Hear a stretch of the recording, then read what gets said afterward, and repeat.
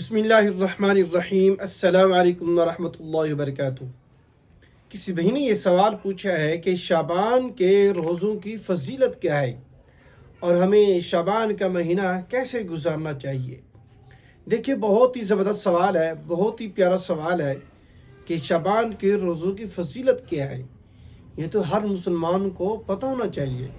دیکھیں، یہ جو شعبان کا یہ جو مہینہ ہوتا ہے نا، یہ رجب اور رمضان کے درمیان والا مہینہ ہے، اور حدیث پاک میں آتا ہے کہ رسول اللہ صلی اللہ علیہ وسلم نے ارشاد فرمایا کہ اس شعبان کے مہینے کو مسلمان غفلت میں گزار لیتی ہیں۔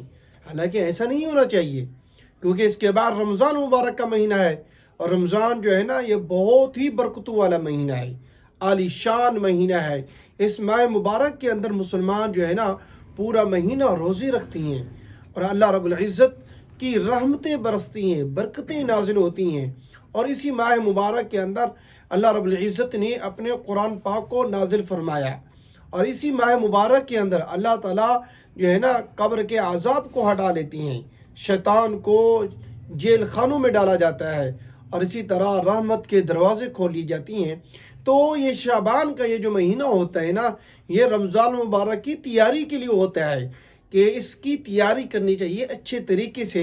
نماز کا اہتمام ہونا چاہیے کہ باجماعت نماز پڑھنی شروع کر دیں، پریکٹس کریں، کوشش کریں کہ ہم باجماعت نماز پڑھیں، تاکہ رمضان مبارک کے آتے آتے ہماری عادت بن چکی ہو کہ ہم باجماعت نماز پڑھتے ہوں۔ نوافل کا اہتمام کریں، راتوں کو اٹھیں، دعائیں مانگیں، اللہ سے مانگیں، تہجد پڑھیں۔ یہ ساری کی ساری چیزیں رمضان کی تیاری کے لیے ہوتی ہیں، کیونکہ وہ رحمتوں والا مہینہ ہوتا ہے، خزانوں والا مہینہ ہوتا ہے، اور اس کے اندر دعائیں رد نہیں ہوتی۔ اس میں جو ہے نا ثواب ڈبل ہو جاتا ہے، نفل کا ثواب فرض کے برابر ہو جاتا ہے، اور ایک فرض کا ثواب جو ہے نا 70 گنا کر دیا جاتا ہے۔ اتنا بابرکت مہینہ ہوتا ہے نا۔ اس لیے یہ جو شعبان کا مہینہ ہے نا، یہ رمضان مبارک کی تیاری کے لیے ہوتا ہے۔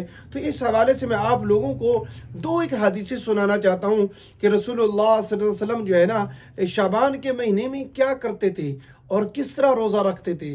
دیکھیں، ایک حدیث ہے، حضرت عائشہ صدیقہ رضی اللہ تعالیٰ عنہ فرماتی ہیں کہ میں نے رمضان کے سوا رسول اللہ صلی اللہ علیہ وسلم کو کسی مہینے کے پورے روزے رکھتے نہیں دیکھا، ٹھیک ہے، اور میں نے کسی مہینے میں آپ صلی اللہ علیہ وسلم کو شعبان سے زیادہ روزے رکھتے نہیں دیکھا۔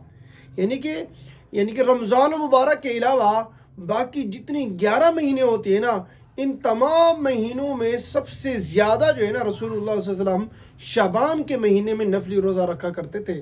تو اس لیے یہ رکھنا اس کی بہت بڑی فضیلت ہے، رسول اللہ صلی اللہ علیہ وسلم سے یہ ثابت ہے۔ اسی طرح ایک اور حدیث ہے، حضرت اسامہ بن زید رضی اللہ تعالی عنہ سے روایت ہے، وہ فرماتے ہیں کہ میں نے رسول اللہ صلی اللہ علیہ وسلم سے عرض کیا کہ اے اللہ کے رسول، شعبان کے مہینے میں جتنے آپ نفلی روزے رکھتے ہیں، میں نے آپ کو کسی اور مہینے میں اتنے روزے رکھتے نہیں دیکھا۔